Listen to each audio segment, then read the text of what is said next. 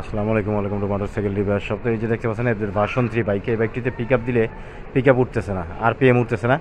তো কারণ কি, কেন এই সমস্যাটি আসতেছে, কোথা থেকে আসতেছে সেটা আপনাদেরকে দেখাবো।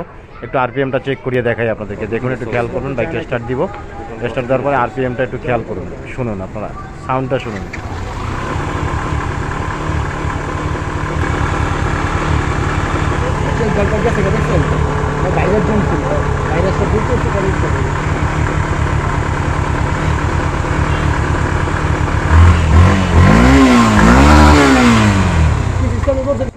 তো আপনাদেরকে তো দেখালাম যে আরপিএমটা উঠতেছে না। তো এটার জন্য কি করতে হবে সেটা দেখাবো। অনেক সময় ফুয়েল পাম্পে ময়লা থাকলে কিন্তু এ ধরনের সমস্যা হয়ে থাকে বা হয়। তো আসলে এটাতে কিন্তু ফুয়েল পাম্প চেক করেছে, ফুয়েল পাম্পের সমস্যা না।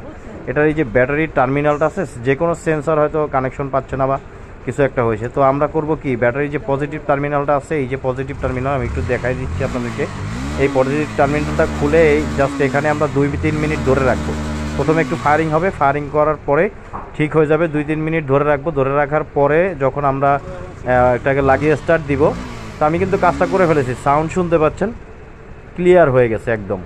হ্যাঁ, এখন পিক আপ ক্লিয়ার হয়ে গেছে। তো এই ধরনের সমস্যা হলে, টুকটাক সমস্যা হলে কিন্তু ব্যাটারির পজিটিভটা নেগেটিভের সাথে খুলে ধরে রাখলে ঠিক হয়ে যাবে, বা সমস্যা থাকবে না পিক আপের।